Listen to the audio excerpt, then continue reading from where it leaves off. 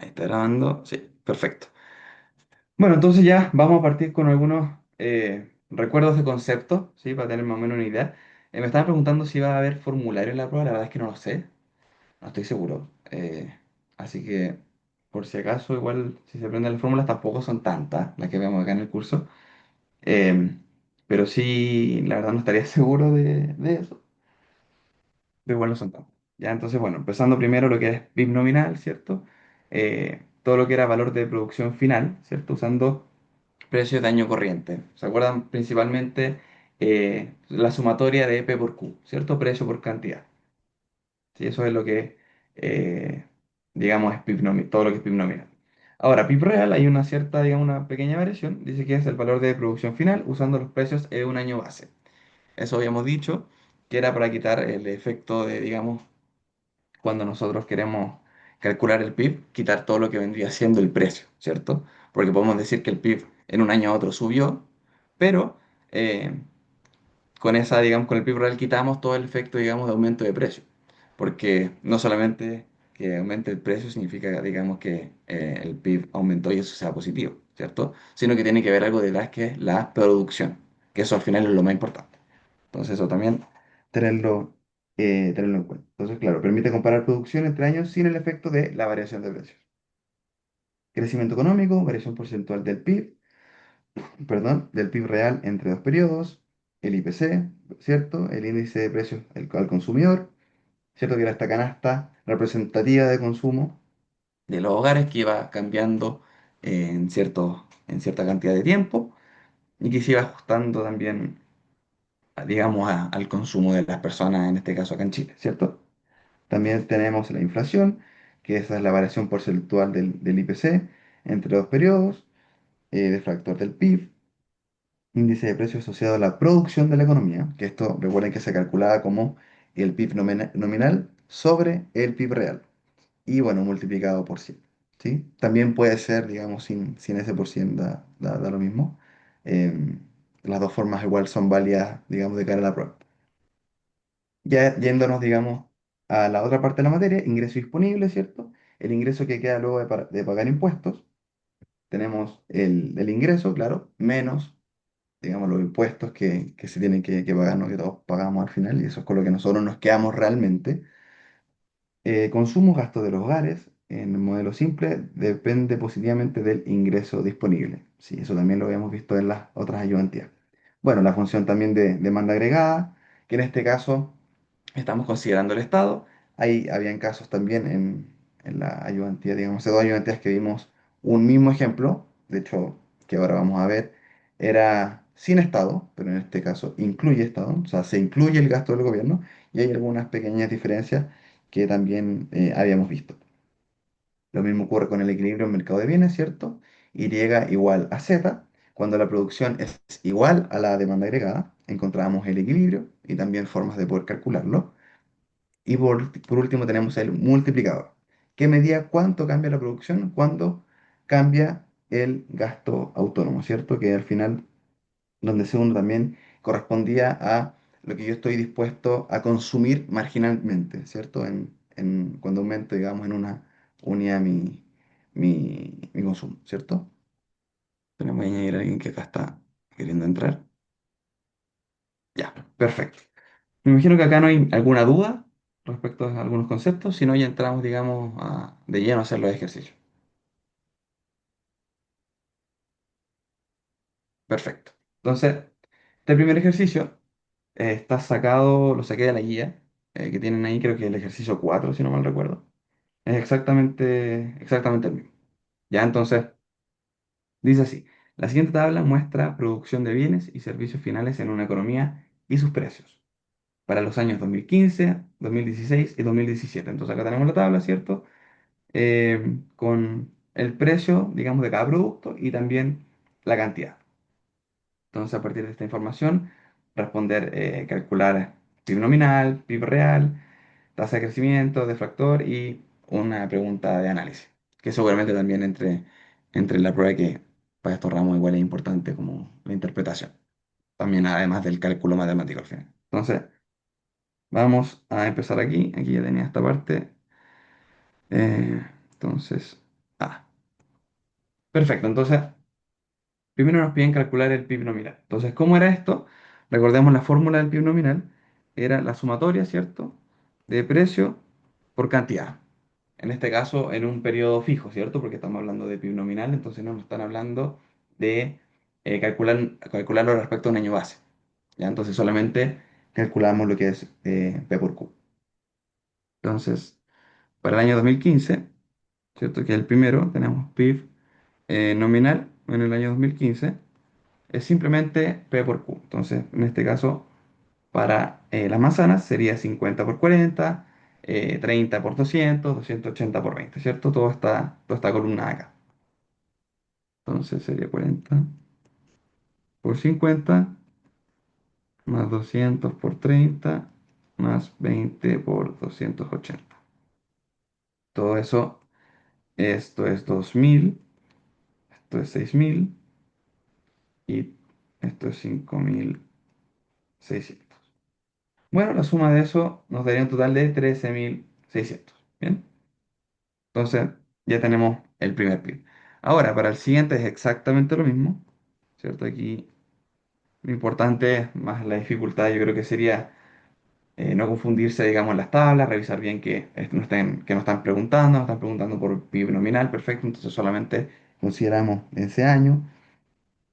Entonces nuevamente vemos lo que vendría siendo esta columna, año 2016, y multiplicamos también precio por cantidad. Entonces, acá sería 45 por 55, ¿cierto?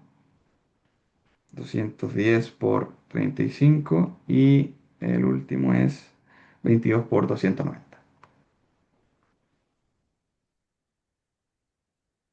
Perfecto, entonces esto nos da 2475, esto nos da 7350 y esto 6380, dándonos un total de 16205. ¿Ya? Entonces vamos a hacer ahora lo mismo, lo voy a hacer aquí. Calculamos el PIB nominal del año 2017. Entonces nuevamente vemos esta columna aquí. Ya hacemos exactamente lo mismo, precio por cantidad. Entonces, en este caso sería 50 por 60, ¿cierto? Que eso es para el caso de las manzanas. Para las tablets sería 205 por 40. Y el otro producto es las papas, 22 por 300. Entonces, esto da 3000, esto da 8200, esta multiplicación de acá da 6600. La suma total es de 17800. Súper, entonces acá ya tenemos calculados todos los PIB nominales de cada año, ¿cierto? En cada periodo. Ahora, ahora, la letra B nos pide, perdón, nos pide calcular el PIB real, ¿cierto? De los años 2016 y 2017 usando el año base, ahí está, 2015. Ya recuerden que digamos, este año base siempre en las pruebas lo dan. Sí, no debería ocurrir que ustedes elijan el año base. Sí, siempre se los tienen que dar en la prueba. Entonces, teniendo eso en consideración, vamos para allá. La fórmula, ¿cierto? Del PIB real es lo mismo, ¿cierto? P por Q, pero solamente que vamos a considerar el precio, ¿cierto? En el año base y la cantidad, digamos, en ese periodo que nos están pidiendo, ¿sí? Entonces, esa es la pequeña diferencia respecto a lo que es PIB nominal. Entonces, para calcular el PIB real, ¿cierto? PIB real del año 2016, acá tenemos para las manzanas, ¿cierto? 2016, estamos acá. Claro, sería lo mismo. Tenemos el precio, ¿cierto? Que en este caso sería 40. ¿Por qué? Porque estamos considerando el año base 2015 por la cantidad, que en este caso la cantidad de manzanas del año 2016 es 55. Entonces, vamos viendo el precio 2015 y la cantidad del 2016. Entonces sería 40 por 55 más 200, ¿cierto? 200 por 35, que ahí está el año 2016. Entonces, 200 por 35. Y por último, sería 20, ¿cierto? Por 290. Perfecto. 20 por 290. Entonces, haciendo el cálculo, nos da estos 2200 más 7000 más 5800. Y esto nos da un total de 15000. Bien, entonces ya tenemos el PIB del 2016, PIB real, ¿ya? Recuerden eso. Entonces, ahora lo mismo para el PIB real del año 2017. Hacemos exactamente lo mismo, vemos los precios 2015, pero con las cantidades del año 2017. Entonces, vemos aquí de nuevo, ¿cierto? Vemos la tabla, tenemos que el precio de la manzana 2015 es 40 y la cantidad 60. Entonces vamos viendo lo mismo. Entonces tenemos que 40 por 60 más 200, 200 por 40 más 20 por 300, ¿cierto? Entonces esto nos da 2400 más 8000 más 6000. Y esto es 16400. Bien. Bueno, y con eso ya tendríamos calculado todos los años. Igual fíjense que aquí, si se dan cuenta, nos dicen calcular el PIB real del año 2016-2017 y no nos piden calcular el PIB real de 2015. ¿Alguien sabe por qué no lo piden? Si alguien tiene una idea.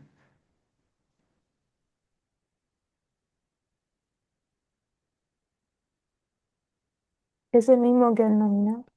Exacto. Porque si hubiese sido el Sí, nominal, ¿no? Sí, se calcula exacto, el... exacto, exactamente el mismo porque en ese caso, eh, como ustedes muy bien dicen, sería el PIB nominal, ¿sí?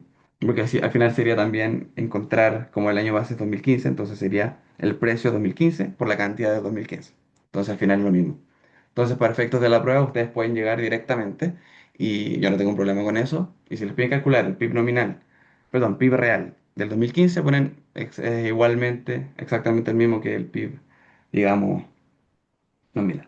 Y con eso está correcto igual. Bueno, pueden hacer el cálculo igual, pero se van a dar cuenta al final que es el mismo resultado. ¿Ya? Entonces, perfecto. Continuamos ahora con la parte C, que es calcular la tasa de crecimiento de la economía entre los años 2015 y 2016 y entre los años 2016 y 2017. Perfecto. Entonces, cuando acá nos hablan de tasa de crecimiento, eh, ahora les voy a dar la fórmula. Hay varias formas de calcularlo, pero esta es la que vi en la pauta, así que esta es la que se la voy a pasar. Creo que es distinta a la que les puse en la ayudantía, pero debería, en una ayudantía pasada, pero debería ser la misma. Entonces, cuando les piden calcular tasa de crecimiento, lo puedo anotar con una letra G, ¿cierto? De crecimiento de una tasa. Entonces, ¿cómo se calcula esto? Es el PIB real, ¿cierto? En el periodo actual, digamos, dividido el PIB real en el periodo anterior, o sea, T-1. Y eso, -1. Y bueno, multiplicado por 100 para encontrar el porcentaje. Sí, esa es la fórmula. Ahora, no sé si habrá formulario en la prueba, vuelvo a repetir. Si no, bueno, tendrán que aprenderse la fórmula, pero tampoco, digamos, son tantos. Entonces, perfecto. Bueno, ¿qué significa esto? Que al final lo que queremos nosotros es calcular, se calcula con el PIB real porque nosotros queremos medir cuánto cambia nuestra producción, ¿sí? No cuánto cambian los precios. Lo mismo, el mismo ejemplo que habíamos dado anteriormente con respecto a los cálculos del PIB nominal y PIB real. A mí lo que realmente me interesa es si la producción, digamos, cambió, ¿sí? Más que los precios. Sí, eso es lo que realmente nos importa entender. Bueno, los precios también, ¿cierto? Pero para estos efectos, lo fundamental es la producción. Entonces, acá tenemos la fórmula y el desarrollo tenemos que esto va a ser el cálculo de crecimiento de economía perfecto. Entonces, para el periodo, digamos, entre 2015 y 2016, ¿cierto? Lo podemos anotar como G 2015-2016. Bueno, tenemos que llegar y reemplazar lo que teníamos antes. Entonces, como nos piden la fórmula PIB real del periodo actual, o sea, 2016, ¿cierto? Eso es 15.000, que lo tenemos aquí, 15.000 sobre el PIB real del periodo anterior, pero como habíamos dicho, y ustedes muy bien habían comentado que es el mismo que el PIB nominal en el año 2015, sería 13.600, ¿cierto? Que es el que está acá. Entonces, 13.600 menos uno, y eso lo multiplicamos por 100 para obtenerlo en porcentaje. Entonces, esto es 1,1029 menos 1%. Bueno, obviamente yo creo que la calculadora van a poder usarla sin ningún problema en la prueba. Yo creo que el profesor los dijo, pero si no, yo asumiría que hay que llevar calculadora, ¿cierto? Entonces, todo esto nos da 10,29%. ¿Sí? Entonces sería la tasa de crecimiento para ese periodo, 10,29%. Ahora, para el periodo entre el año 2016 y 2017, ¿cierto? Sería G de 2016 a 2017. Lo voy a dejar un poco ahí. Sería el PIB real, ¿cierto? En el año actual, 2017 en ese caso, que sería de 16.400. 16.400 sobre el PIB real del año anterior, o sea, mejor dicho, en el periodo de menos uno, periodo anterior, que eso sería 2016, y eso es 15.000, ¿cierto? 15.000 menos 1% para encontrar un porcentaje, y esto es 1,0933 menos 1%. Y eso da un 9,33%. Sí, entonces al final tenemos que el crecimiento entre los años 2015 y 2016 es de un 10,29% y el crecimiento del 2016 a 2017 es de un 9,33%. Entonces podemos ver que aquí la economía crece en ambos periodos, ¿cierto? Es positivo, pero el ritmo de crecimiento, claro, es un poco menor en el año 2016 y 2017, ¿cierto? En comparación al periodo 15-16. Entonces ya con eso tendríamos lista la parte C y ahora vamos a la D. Lo voy a poner aquí para que me alcance más espacio. Entonces, ¿qué nos piden? En la D, encontrar el deflactor del PIB para los años 2016 y 2017. Perfecto. Entonces, bueno, aquí también tenemos la fórmula, ¿cierto? Pero la voy a anotar aquí abajo. Ya, súper. Entonces, la fórmula del deflactor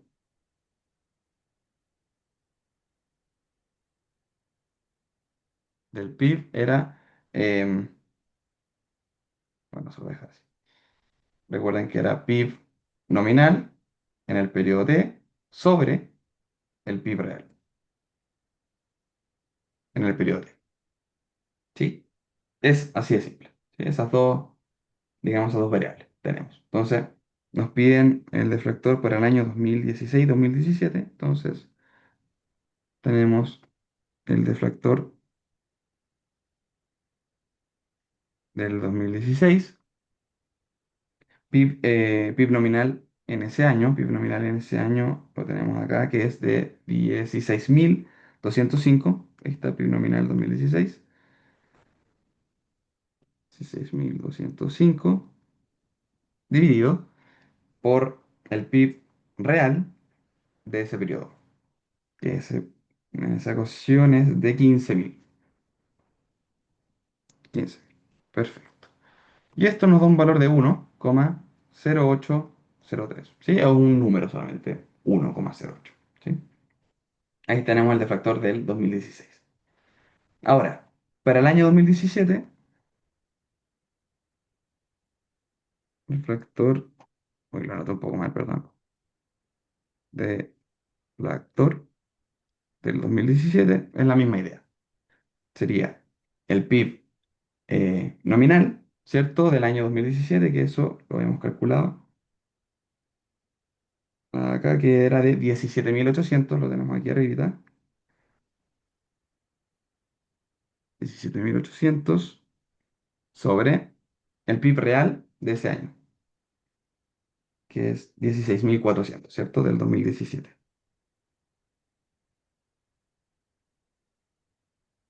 16.400, perfecto. Y esto nos da un defractor de 1,0854. Perfecto. Entonces, ya con esto tendríamos calculado el defractor, ¿sí? Entonces, claro, vemos que el defractor es mayor a uno, ¿cierto? Entonces, ¿eso qué significa? Que el nivel de precios de la producción es más alto que, digamos, el año base, que el del 2015, ¿cierto? Que es el que nosotros estamos calculando. Entonces, con eso ya estaríamos perfectos. Ahora, viene esta pregunta, digamos, que es más de interpretación, ¿cierto? Más de análisis.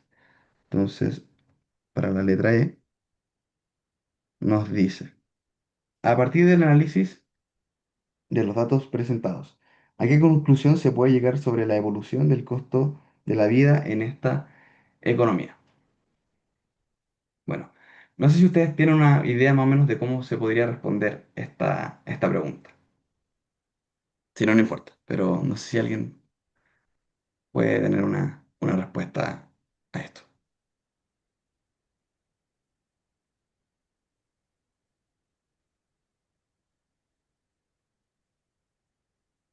No, así no, no importa.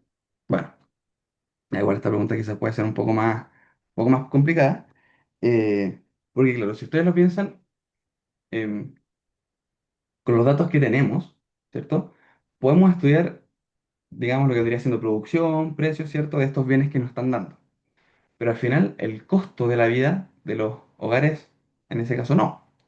¿Ya? Entonces, al final, no se puede concluir directamente de cómo evoluciona, digamos, el costo de la vida, ¿sí? Porque al final, estos datos eh, se puede analizar, digamos, la producción de la economía y calcular, digamos, lo que hemos calculado, que es PIB, PIB real, deflactor, pero no medir al final el costo de vida de los hogares, ¿sí? Porque para eso, ¿qué necesitamos nosotros? Necesitamos el IPC, ¿cierto? Que es el índice del precio al consumidor. Y ahí sí se refleja, digamos, los precios, se acuerdan de la canasta de consumo, ¿cierto? Y también no solamente de los bienes que se producen, digamos, dentro de una economía. Entonces, al final esa es la respuesta.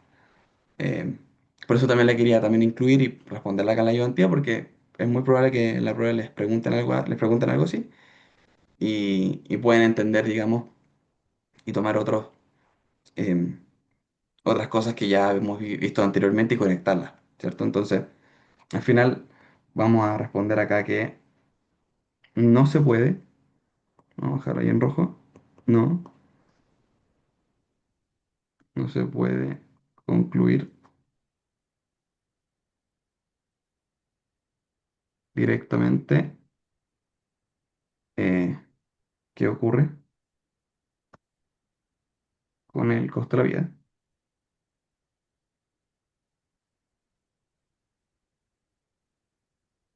porque para eso necesitaríamos el IPC, ¿sí? Entonces acá tenemos, solo tenemos datos en datos de producción y precios de bienes producidos, ¿cierto?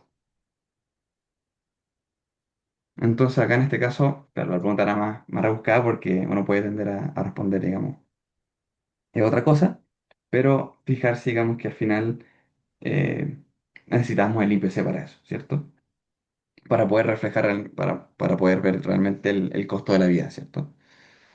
O por lo menos aproximarse, porque aún así el IPC tampoco le refleja al 100% y algunas cosas que quedan, digamos, ahí dando vueltas, bueno, cosas como la felicidad y otras cosas que no se pueden medir en, en general, ¿cierto? Pero sí puede existir una aproximación. Entonces ya con eso tendríamos, digamos, el primer ejercicio hecho. No sé si tienen alguna duda respecto al ejercicio. Si está todo claro, podemos ya pasar al segundo ejercicio. Todo claro, Renato. Todo claro. Ya, perfecto. Muchas gracias. Perfecto. Entonces, ya ahora vamos con este ejercicio, ¿cierto? Que es respecto al mercado de bienes. Entonces, eh, tenemos aquí una función, ¿cierto? De consumo y tenemos, nos dan los impuestos, ¿cierto? Inversión, gasto de gobierno, todo eso respecto a lo que es mercado de bienes. Y bueno, aquí creo que también, aquí algo puse respecto a eso, sí, sí, aquí está, bueno, igual lo pueden ir revisando, ¿cierto? Igual lo voy a ir agregando acá. Entonces, vamos con el ejercicio.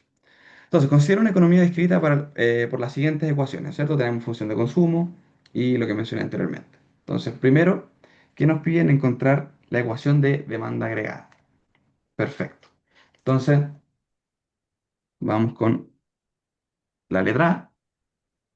Y, bueno, ¿qué sabemos? Tenemos la fórmula, ¿cierto? La fórmula general de la demanda agregada. Y como era esta fórmula, era Z igual a C más I más G, ¿cierto? Recuerden que acá estamos trabajando con estado, entonces agregamos la G. Entonces, ¿qué podemos hacer acá? Podemos empezar a reemplazar algunas cosas. Tenemos Z, ¿cierto? Tenemos la función de consumo, la podemos reemplazar, que es 250 más 0,75 y menos T más opción que tenemos de 300 y el gasto que es 250. ¿Sí? Entonces también tenemos que T es igual a 200, ¿cierto? T igual a 200, sí. Entonces acá podemos reemplazar. Entonces tenemos 250 más 0,75 y menos 200 más 300 más 250. Entonces si simplificamos todo esto, ¿cierto? Toda la suma, multiplicamos, digamos, este paréntesis y todo eso nos queda al final una función de 0,75 y más 650.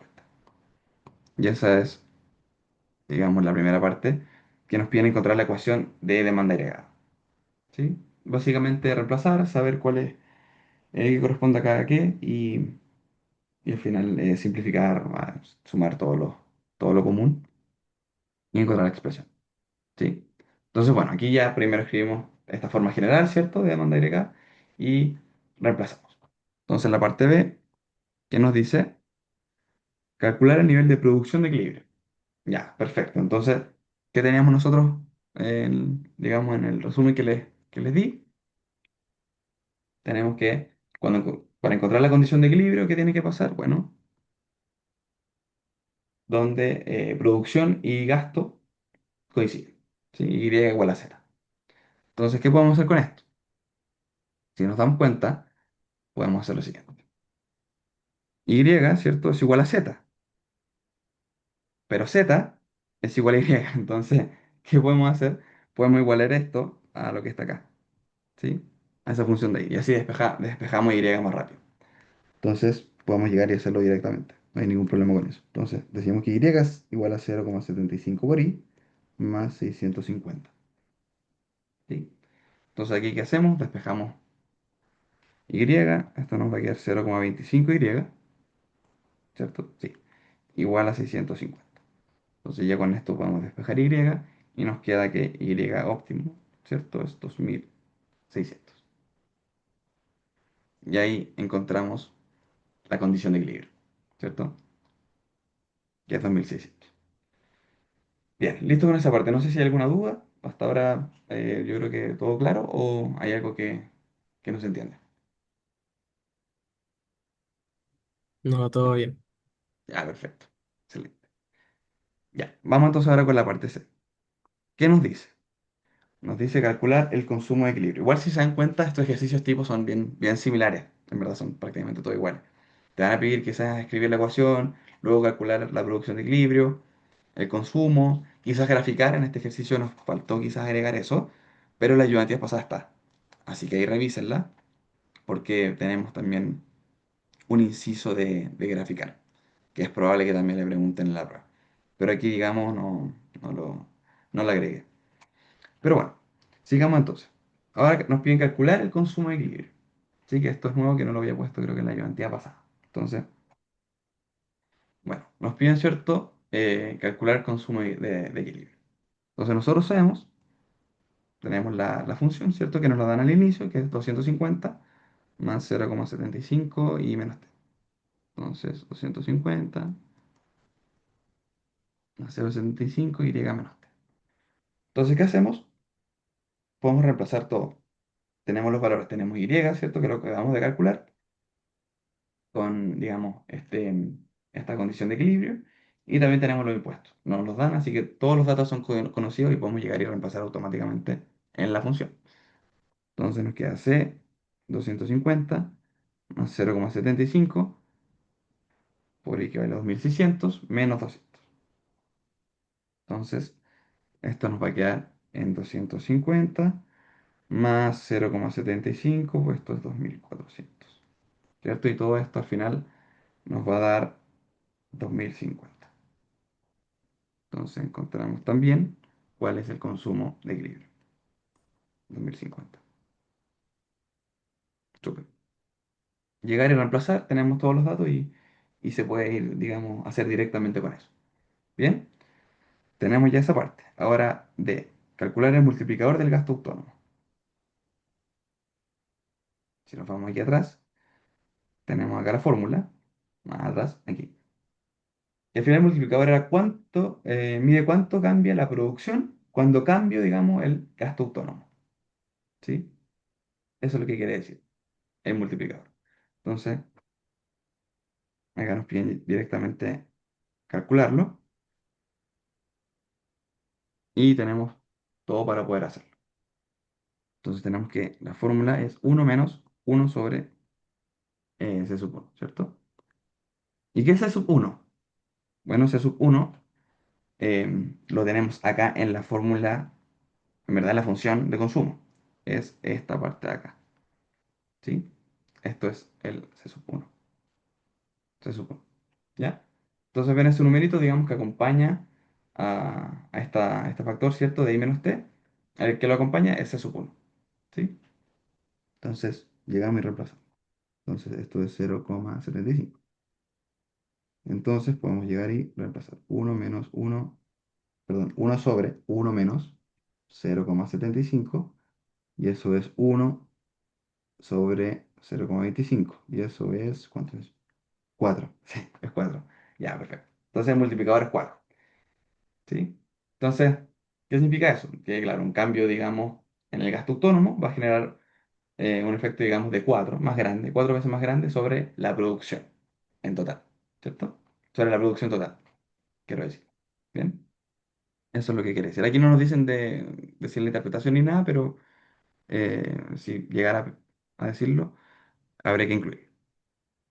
Igual en las otras ayudantías tenemos partes donde se pide calcular el multiplicador y escribir qué significa o cuál es digamos, la intuición económica respecto a eso. ¿Ya? Entonces vamos con la parte E, que aquí nos dice, suponga ahora que el gasto público aumenta en 50. Calcule el nuevo nivel de producción de equilibrio. Ya. Entonces aquí nos va a ser bien útil este multiplicador. Entonces, ¿qué hacemos en este caso? Bueno, tenemos que tener en cuenta que eh, cómo va a cambiar el gasto público sobre nuestra demanda, ¿cierto? Si se dan cuenta, el gasto público va a entrar directamente en la demanda agregada, ¿cierto? Va a afectar, ¿cierto? Entonces, ¿qué hacemos acá? Tenemos la diferencia de producción, porque estamos viendo que eso va a cambiar realmente. Entonces, en función de eso, vamos a tener que, a la diferencia, ¿cierto? De gasto público que aumentar, lo vamos a multiplicar al multiplicador, para la redundancia, ¿ya? Esa es la fórmula, ¿sí? Eso, ¿ya? Entonces, ¿qué tenemos acá? Tenemos la diferencia de producción, ¿cierto? Que al aumentar el gasto público va a afectar directamente a la producción y nos va a tener que cambiar, digamos, todo el esquema. Igualmente también, si por ejemplo aumentan los impuestos, que también va a pasar digamos, en la parte F, también vamos a tener que hacer algo similar, ¿sí? ¿Qué va a pasar, digamos, con el efecto de los impuestos sobre el ingreso y el consumo? Bueno, vamos a ver que también va a cambiar. Entonces, en este caso, ¿cierto? Como ya tenemos un multiplicador, nos dio 4, ¿cierto? ¿Por cuánto? Por la diferencia de gasto público, que va a aumentar, que en este caso es 50. Entonces, con eso tenemos cuál es la diferencia de, de producción. Entonces, 50 por 4, bueno, son 200. Entonces ya tenemos esa diferencia. Entonces, la nueva producción, ¿cuánto va a ser? Bueno, lo que habíamos calculado anteriormente, ¿cierto? Que era 2600, que está acá, más 200, que esa es la nueva diferencia, ¿sí? Y eso es 2800. Entonces tenemos que el nuevo Y, ¿cierto? 2800.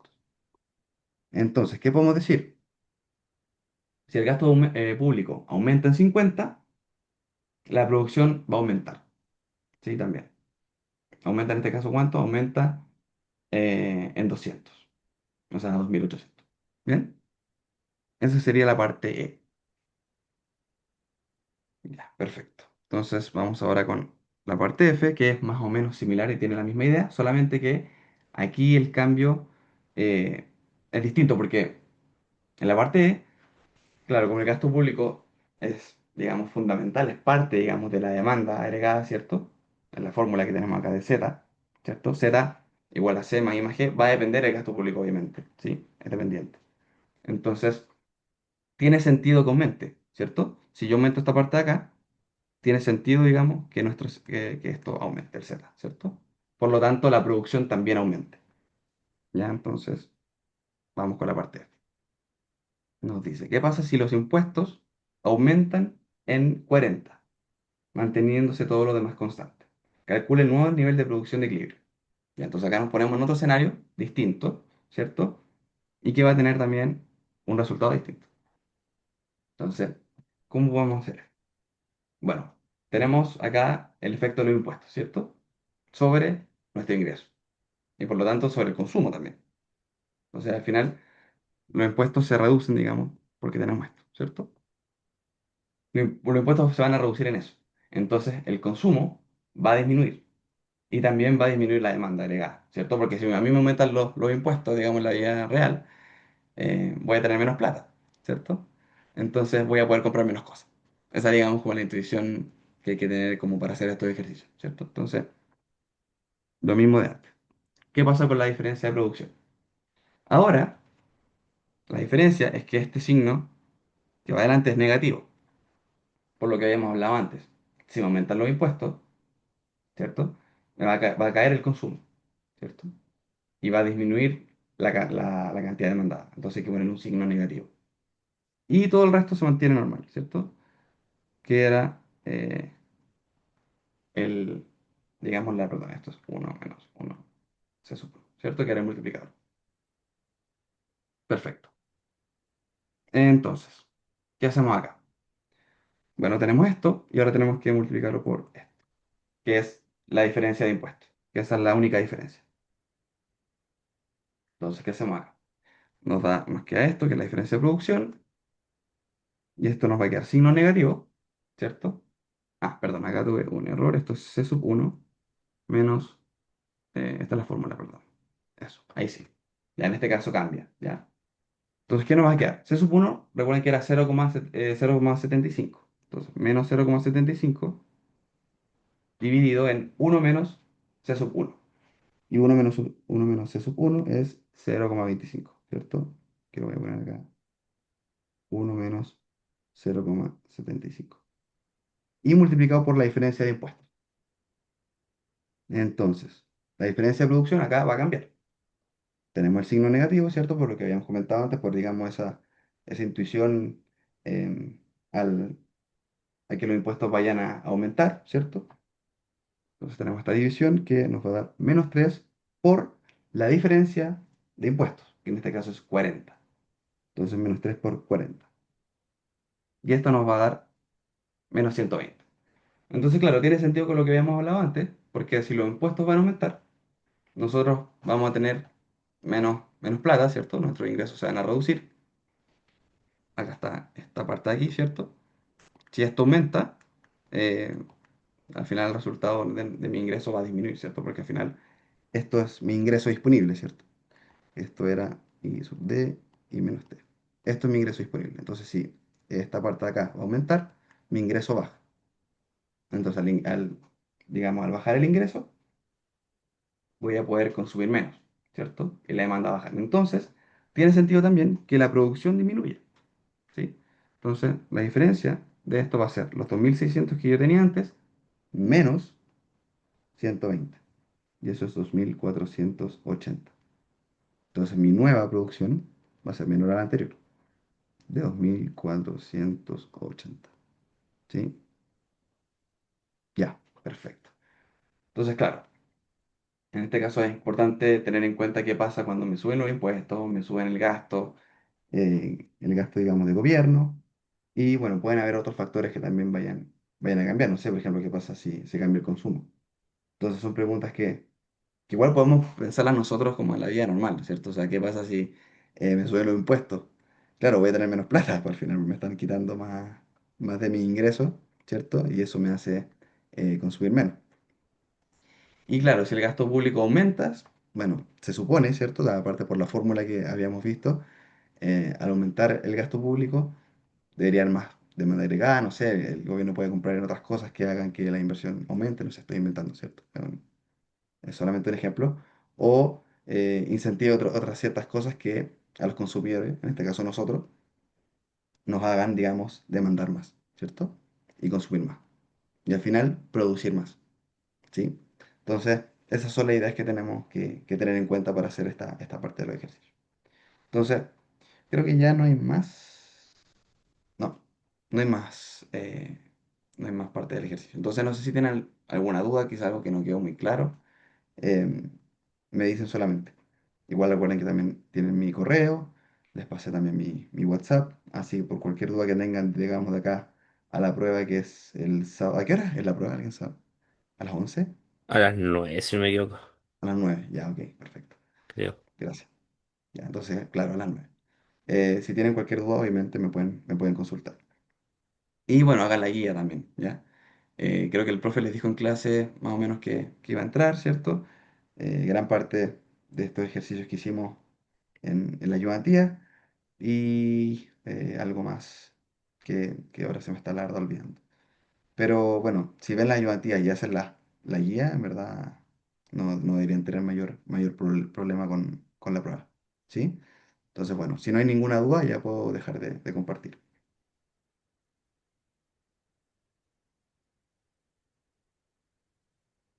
Ya voy a dejar de grabar.